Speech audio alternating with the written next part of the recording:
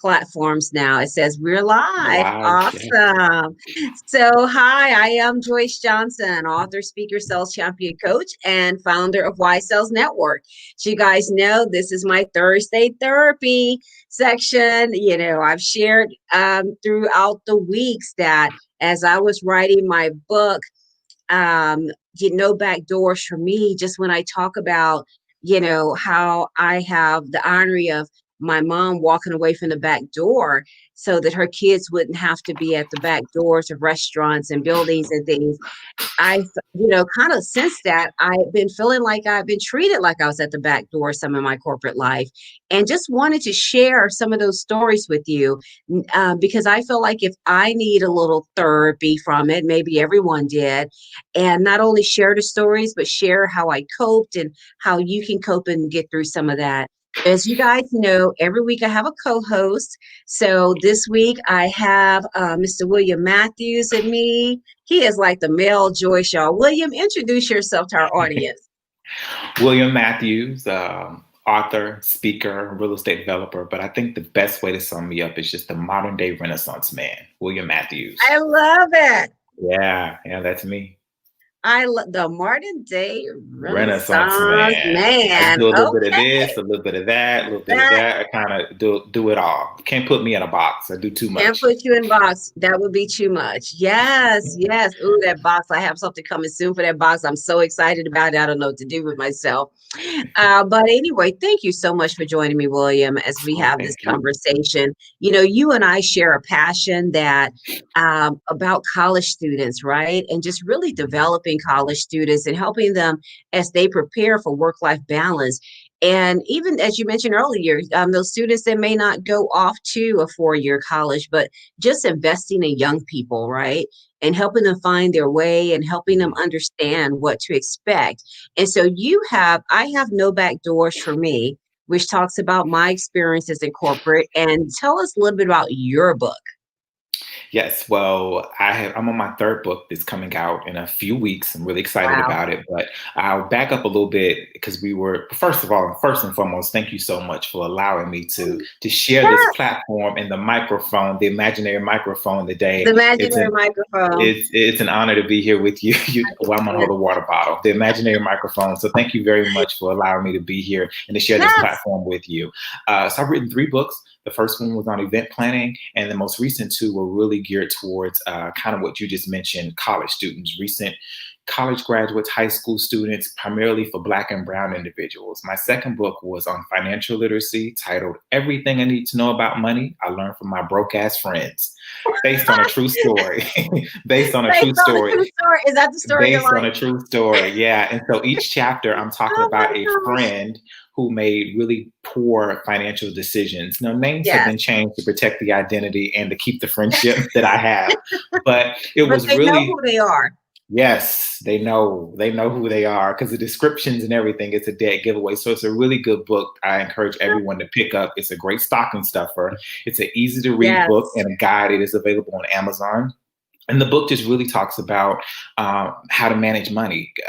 Everything from paying for college, how to pay off student loans, dealing with credit cards, how to check your credit report, how to dispute a credit item, things that if you were dating someone and potentially thinking about getting married, things that couples who are engaged need to know before they say I do, everything from Yes. involving into real estate. So it's a really good, easy to read book that you'll find a lot of useful tips. And most of all, it's funny. If you thought the title was funny, reading in between the book, the pages Reading are in between the book hilarious. is funny. Yes. Yeah, it's a really, really good book. And so, if not for you, it may be for someone you know. And then my most recent book is Everything I Need to Know About Corporate America, which is geared towards people who are entering the workforce, corporate America, whether you are entry level or internship or you're in mid management level. And definitely for this year, that's everything that's come to the light. I really dive into the racism at the workplace and how to go in and request a raise, how to go in and deal with conflict at work. You might have a supervisor or a coworker that you're not getting along with. How do you kind of deal with those daily struggles that we all deal with in corporate America? And then most importantly, I really talk a lot in the book about the importance of finding a mentor and how that mentor-mentee relationship really can kind of be your saving grace, because it was mine. Absolutely. I share in all my books, and all of my acknowledgments about mentorship and how in college I just had really great mentors, and it inspired me to really be able to always mentor and then be a mentee as well. Mhm. I think we need to always be teaching and learning at the same time, right? Yeah. Each And one so teach one, right? each one teach one. So I'm a big advocate of mentorship, So for college students, for for everyone in the everyone, workplace. everyone. Yes. Mhm. Yes. So, as I said, we are both aligned in our passion for young people and working with them. And there's a lot of our new, the reason I started Y Sales Network is because my college students I was mentoring, I've been mentoring for 15 plus years. They're now in the workplace and they're Mm, our next generation of leaders, right? And so, Y mhm. Sales Network, we pride ourselves on empowering the next generation of leaders. And so, they have or they're experiencing some things in the workplace that they, with isms, as I call them, with isms Mhm, mhm, that they just weren't ready for, aware of. mhm. Would you share one of the isms that you address in your book? Maybe just give us a brief about what actually happened in that situation, and then what they can do to deal with it, or how they handle Yeah, great question. Two stick out in my mind, and for the sake of time, I will be brief on the examples of both. But it. one, Okay. I remember maybe it was around about 7 or 8 years ago. I worked at a company within a team and a department that I was definitely the only Black man there. Let's just leave it at that. And it was very cliquish. The department was very, very cliquish, and I was passed over a lot of projects, promotions, opportunities, just because I didn't, I guess, fit into the status quo. I didn't look like them. I didn't speak the language. A lot of times they would be speaking the language in their department and the language was not English. And I did feel very alienated. And it made me question my own self worth and thinking of, do I really belong here? So I would say that the only thing that kind of really kept me together were two things actually. One of being a mentor that really came to my rescue every day. They would call and check on me to remind me you are worthy. You do have a place. Maybe this is just not the spot for you. They helped me and encouraged me to find something that was better for me. But also, while I was in the Yes. fire, they really kind of told me to keep my head up. And then, While you're in the secondly, fire. I was involved in a lot of things outside of work that was professional development. And in all these professional development programs that I was in, everyone listened to me. I raised up my hand and everyone stopped speaking because they said, William's getting ready to talk. Let's listen. I didn't get that at work. But coming into Yeah. this group with some very influential, powerful people, they really valued every input, everything I had to say, every idea, every question. So that kind of gave me that sense of what I had missing at work. It Yes. filled in that void. So that helped me. And then most recently, actually, just last year, I dealt with racism at work right in front of my face. I overheard Wow. someone from the senior leadership speaking negatively of me to a new employee. And I was just astonished at the things that I was hearing. And I To think a that, new employee. So the new employee is just going to come in with this thought in their mind that this is who William is based on this yeah, conversation. yeah, That's talking powerful. about me and you referred to me as the big black guy. you know, to a new employee. So you're already painting this guy's canvas of me without Right. him getting a formal idea of who I am, but then also how disgusting it was for someone on the leadership level to speak so negatively about me. And I think that, and I talk about this in my most recent book, but I am very proud of the way that I handled that because as we sometimes we get in defense mode, and I know that I can, and I could immediately went in there yelling and cursing and doing all that. I said, but no, that's not going to define me and I'm not going to stoop to that No. level. So what I decided to do was go to the appropriate route, was going to HR and going to our president and CEO and handling it. Did they handle it the best way? No.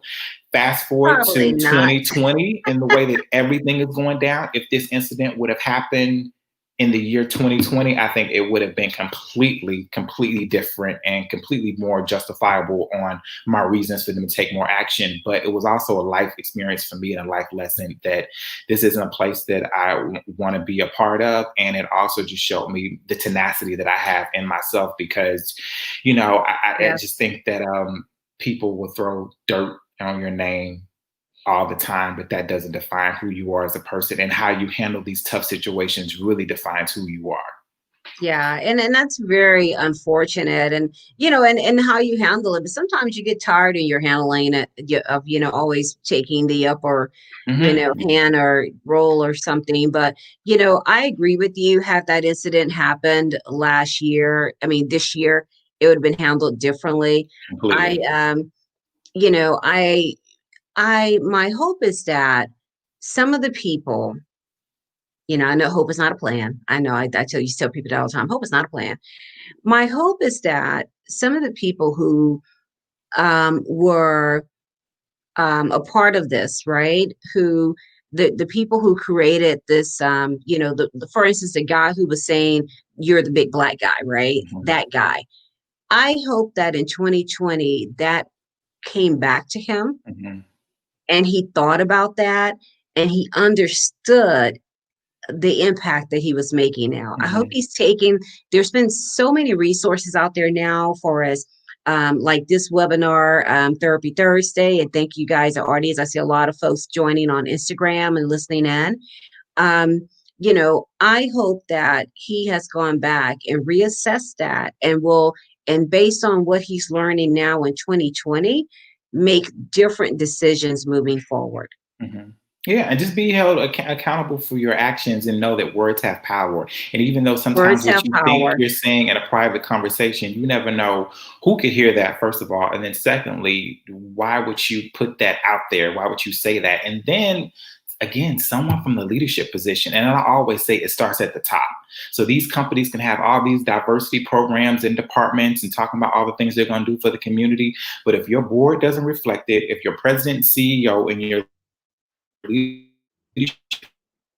actions or put forth anything, it always starts at the top. So to me, all you're doing is just putting out talking points and press release points. It really starts at the top. So if you don't make Yes. any changes at the top, nothing will change. And that's the reality of it. So it was so unfortunate for me that this is someone from a leadership who had a seat at the leadership table speaking this venom. Absolutely. I put in my book, No Back Doors for Me. I think that in that chapter, it's a title of It's Time to Do Better, right? Mm-hmm. And I actually say at that time that until the CEO of the company owns the company's diversity initiative and owns the inclusion piece and owns making things equal and equality within a company, until the CEO owns that and stop pushing it off to HR, stop pushing it off to these new created diversity roles that really are just little roles to check the box, right? Until Right. the CEO really owns that and does something about it and inspect what they expect, if they truly expect it, right? Mm-hmm. Because sometimes they really don't expect it. They're checking boxes. Right. Absolutely. Nothing is going, it's just not going to change. And I used to say that I thought that inclusion was the important piece of closing the gap. But as you think about it, 2020, and I include this in a book, it's really equality. Because if Mm-hmm. you have equality to begin with, then you have inclusion. If you're Right. hiring people based on their true talent, and if you're hiring people based on what they really bring to the table, you're going to create that diversity. Right. You're going to create that inclusion, right? If I Right. go hire William Matthews, who's just as sharp and et cetera, as the next person, and he's Mm-hmm. really, brought his personality to the table, he really earned the job, but now I'm Right. going to give it to my friend Bob's son instead, then I've defeated the purpose. But Right.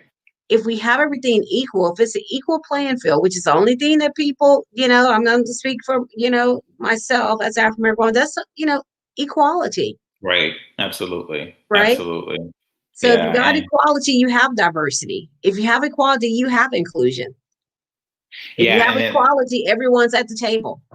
and the one thing I wanted to add to this is when that incident happened to me, one of the first people that I want, after I calmed down, of course, that I wanted to contact and share the story with was not a family member, not a spouse, not the best friend, but my mentees. Because I wanted them to know that this is some of the BS that you got to put up with. But I also want to show you that on the other side, Yes. this is how it's handled. This is how you kind of define and set your brand, and how do you deal with situations like this, and how you at times need to leave your ego at the car in the trunk, Right. and sometimes have to put your emotions to the side, and sometimes having to take the higher road. But that was one of the first people that I wanted to reach out to and share this story, because I thought, what a teachable moment this is going to be for them and for our relationship. So Absolutely. yeah. That's a great point. A very teachable moment. And, and I think now, just kind of knowing what I know now and the process and things that I've been thinking about in 2020, and not being in the huff of corporate and being able to walk away and really think about it differently, is that it's okay for you to feel like what you're feeling. Yeah, We're not absolutely. saying don't feel what you're feeling, Absolutely. right? Yeah, And I absolutely. absolutely, I talk about one of my first experiences as a leader, that you guys probably saw the quote for Thursday Therapy for this week. It says, "This would be my first role in leadership with this company. It would be my first time being called a killer, and it would be my first time seeking counseling due to work-related stress." Mm, that's Right? powerful. So Yeah. many firsts at Yeah. that time. And someone challenged me one day, said, "Joyce, share really, the true you and everything you're experiencing and things with your readers and with your followers, because they need to know that it hasn't been easy." And Yeah. it's time, and so now I'm kind of pulling back the layers and sharing that. But I want you guys to know, it doesn't mean it doesn't hurt. Right. Doesn't mean that you're not going to think about it more. Mhm, Doesn't mean that mhm. it may, but I want you guys to be able to process it and do whatever you can to get it off your body, because not only will it cause emotional stress, but Mhm. physical stress and health problems. And we talked about that a lot last night on my webinar about mental health. So go back and look at that, because those ladies really brought some really great topics. And, that workplace stress and all dealing with all those isms. Yeah, Right? The big black it's man. important. You're It's so real, scary, and William. You're so scary. I mean, people and do that to me too. Joyce, she's so scary. We're so scary. what I've learned through self work, a therapist, as well as having an amazing group of board of directors. That's what I call my really great friends, my board of directors. That most of the Yes. time, that has nothing to do with us. It's their Nothing to intimidation. do with People are us. intimidated by us. But you make up a good point that you do have to acknowledge how you feel. And so I'm happy that you said that, because since it is Therapy Thursday, I have a It is. therapist that is amazing. And one of the things that my therapist always says is you do have the right to feel how you feel and acknowledge that. Don't suppress it. So give yourself a day or two, but give yourself that grace to kind of sit in it, absorb it, and then you just kind of get up, dust yourself off, and say, okay, what's the action plan now? How am I going to proceed? But it is important, because we are human, and you will feel you hurt, a bit defeated, a bit alienated, or all Yes. those type of emotions that come about, like, what did I do? So it's important to kind of sit in that, but don't sit in it for too long. But it is important to definitely acknowledge that. And that's one of the things I do want to add to people, is that it really does take a village to raise a child, as well as to be a Black man and a Black woman in America. But it takes a village, and I surround myself with, I call them my village warriors / board of directors. These are the people that Yes. hold me accountable. They are not just yes people. They celebrate my wins, but they also will call me out on my ish. And I think that it's important to Mhm. surround yourself. I always tell people, especially when I'm going to college campuses, I say, look at your top 5 friends. The top 5 names that appear in your phone logs or your text messages or email, those are the people that you hang around with the most. Those are your top 5 people. And Yes. who those people are say a lot about you. So if you're trying to go in a certain way in life, whether it be personally or professionally, if they're not on the same trajectory path, you might need to reevaluate that relationship that you have with them, and not say to cut them off, but I think friendships are like an elevator, Yes. and in life, the doors will open, people will come on and get off, and you have to treat that like that. So I always tell people that who you surround yourself with, your friends, they say a lot about you. And how that resonates to therapy, I really hold my friends, we really hold each other. We hold each other tight. I call them, again, my board of directors. I have a chair. I have the spiritual leader, the Spiritual financial leader. person, but Hmm. they're all accountability people, and they each hold a position, and they're also very important. And these are the people that I go to kind of help run this corporation as me. Right. Right. As You guys always make me do a Jay-Z quote on these things. That's what Jay-Z quote says. You are a business. Yeah. Yeah. You are a business, Yeah. man. I'm not a business. I'm You not a are a businessman. business I'm a business man. man. I had that quote actually on my vision board about 10 years ago because I love that quote and Uh-huh. so many of Jay-Z's quotes. But Yeah. yeah, that's one that I really loved as well. But yeah, I look at me, I'm a corporation. I am a LLC. You know, I am the organization. And I always tell people, know who your brand is and know that each and every day you step foot out that door, you are representing your brand. What you post on social media, what you say, how you represent yourself, everything, because that's who your representation is. And you need Yes. to remember that. That's really important. So yeah.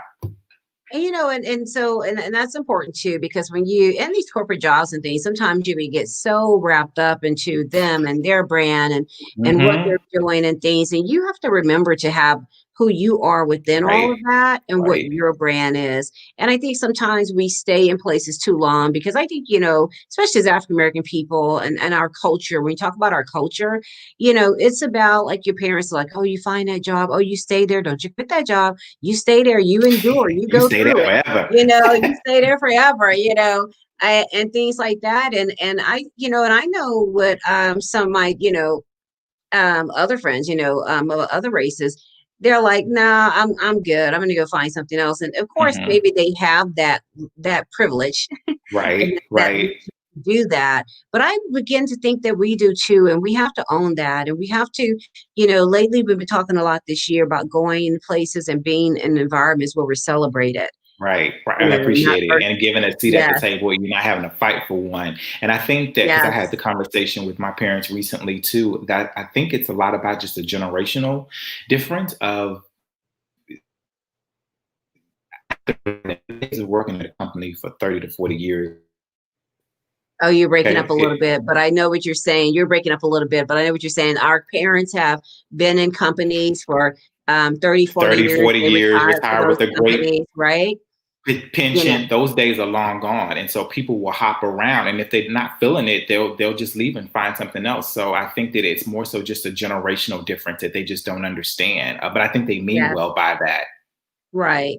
I just don't think that, you're right. The millennials and the next generation, I don't think that they're going to be as tolerant of those things as Mm-mm. we have been, right? No, I not at don't think all. that they're going to allow it. And I also see where they will just in a moment's notice go and just start their own businesses Hmm. and do their own things and maybe go back to that environment. But I don't think that they're going to take it. I definitely think it's a generational thing. I remember being in a webinar or conference when I was a very young woman, and they said, how many of you, your parents, are going to have been with the same company all their careers and they're going to retire from those company? Raise your hands. And people, will raise their hands. And then they said, how many of you think that you're going to have that same experience? And I didn't raise my hand. I was the only one that didn't raise my hand. And he was like, you're right. You Yeah. know, he was like, you're going to have X amount of jobs, X amount of, industries or careers in your lifetime. And you're going to have to be able to embrace it and be flexible, Right. right? And I think that's what next generations really want. They want the kind of work home life balance, and they're willing to leave a job if it's not fulfilling to them, and they'll take a pay cut. Or, Yes, they versus I will. think other generations were like, no, if I make this and I've been No. here for 7 years and I've built tenure, and I think now you have a generation like, well, who cares? I'll go and start my own thing, or I'll go work at my friend's fitness studio for a little bit, do some freelance stuff over here. And Right. so I just think it's a different generational thing. And I think, again, they mean well because I think in their eyes, well, if you're getting paid, of course you're going to have to deal with some stuff, but just stick it out. And it's just like, no, I know my worth and I know what I bring to the table, and this isn't worthiness of me, and I'm not willing to tolerate this. Or they don't give me a work-life balance, and this isn't good for my Right. stress level. So I need to find something that's more fulfilling to me. Or I have plenty of friends that have had amazing corporate jobs and fairly young, making really good money, but they're stressed out to the max, working crazy 12, 15-hour days. And they're just saying, life isn't about money. And I don't want to continue to do this forever because I'm seeing the effects that it's having on my health, my family life, all of Right. that. And they'll walk away from it. And you'll have previous generations like, you crazy? You walking away from $100 and some $1,000 a year? Yeah. Mhm. They leave, they Mhm. leave. They're just not, going to do it. Not gonna And do it. another thing, when you talk about your book on finance, dang, time flies so fast. It We have does. 5 minutes. When you talk about your book on finance, for the young people, one thing my mom and I was talking about the other night is that a lot of them, they have roommates and things, right? I think Mhm. with my generation, we were all like, oh, so happy to get our own place and have that expense and everything. They have roommates. They may have Mhm. 3 people living in a 3 or place 4. together. And Mhm. so they're saving, so they're not as, so they're like, okay, well, yeah, I can still pay my part of the rent if I leave. Mhm, Whereas mhm, our and I generation, also we I've were always out want our own place. Yeah, and then I also want to end it having to remind them that this generation has so much more student debt than the previous generation has. And so a lot of times they get a job making so little when Sally Mae and the loan people want them to pay half their paycheck in student loans. So it's definitely a big generational thing. And I just think that they just need to kind of have the conversations, both generations, to understand that there's both sides to the story and they could kind of help each other out with both aspects of that. But don't forget the student loan debt too. That's a major thing that's making them feel Forget like, the why am I going to student stay at loan this debt. job? Yeah, when I'm not even happy and I got to pay all this money back, like, no, I'm not going to stay here forever. So anyway, that's a whole subject Yes. matter within itself. That's a whole nother therapy Thursday. You have It to come is. back and we'll have I know you got to that's bring an me entire back because we that's an have so entire many another topics Thursday therapy. to talk about. Exactly. And since I am the Yeah. male version of you, we could You we could are sit the and talk male all day version of long. me. Yeah, we could do this all day long. But this has been fun though. This has been so You're much my fun. you're my soul brother. Yes, yes, absolutely. Well, William, thank you guys are watching Thursday Therapy with Joyce Johnson. And I have Mr. William Matthews here with me. We've just been talking about just some of the isms and things that you experience in corporate America, but also just some of the, trying to give some really good tips and guidance to our young people on what to expect and how to deal with and how to cope. You know, um, Hopefully you guys would go out and get both of our books. My book is available right now in pre-sale. You can go to my website at iamjoycejohnson.com. You can actually order the bundle that we have. I'm creating a journal to go along with this book. So it'll be a book, a journal, and then we have our t-shirts for No Back Doors for Me. And of course, it'll be on Amazon. We're going to do 2 different book launches. We're going to have one on January 15th for the actual book. And then we're going to do a book launch in March for my birthday for the audio version of the book. So, William, where can they go get your book and tell them the titles again? Yeah, so 3 books, Everything I Need to Know About Life, I learned from an event planner is the first book. Second book is Everything I Need to Know About Money, I learned from my broke ass friend. Both are available right now on Amazon. You can type in my name at Amazon, William S. Matthews, Matthews with 2 T's. And you can also go to my website, williamsmatthews.com. Again, that's Matthews with 2 T's. And then my most recent book is coming out, hopefully within the next few weeks, about everything I need to know about corporate America. And I'm diving and giving all the tips and resources, and it will also be available on Amazon. So yeah, go to me. I'm on Instagram and Twitter and YouTube, and check out all the things that I've been working on during this whole quarantine crazy 2020. It's really been an exciting and therapeutic year for me, and so hopefully I can inspire and motivate people through my books and through some of the things that I've been working on. But again, Joyce, this was amazing. Thank you again for allowing me to come and share this Therapy Thursday platform with you, share the imaginary microphone as we've been passing back and forth. And I hope Yes. the people that are watching live, as well as the people who are going to tune in at a later date and time, they get something out of this, because I think the world definitely needs some of that right now. And so Yes. hopefully this has And been send us a inspiring. note. Send us a note on any of our platforms. You guys know I'm at I am Joyce Johnson on all the platforms. I am Joyce Johnson. And you can also connect to me on LinkedIn. I've been on LinkedIn so long. My name is just Joyce J to connect to me, but Joyce Johnson, JOHN, Look, I almost forgot how to spell my name. But and I leave messages. People are like, yes, this is Joyce, Joyce Johnson. Yes, but yes. but anyway, send us a note. We would love to hear from Yeah, you. I mean, we absolutely. would love to answer your questions. Send us a DM or just post something on one of our photos or something like that. We are both passionate about helping others and Mhm. coaching and mentorship. Go out and purchase our books. You guys know I have 6 books out there. I have a couple of ebooks you can go and get from my website. I am Joyce Johnson. And then, of course, on Amazon out there. My little niece read this weekend, Why Sales for College Students. She's 16, and she read that book here at the house this weekend. And so, go to my author page and, check all them out. But at any rate, it is time already. Thursday No. Therapy is coming to a close. I know, We I'm so hope sad. something was said today that inspire your life and touch you. Absolutely. Yes, join us. Not next week. This is our last Thursday Therapy for the year. And so, Wow. but we'll be back in January with more therapy. And you guys know how to reach me. So, don't forget, go and look at the webinar series from last night that we had on mental health. Such a great topic. Those ladies really put it all on the table. Megan Copeland and Kim Mason talking about their own personal journey. So go back and watch those. They're on all of our platforms.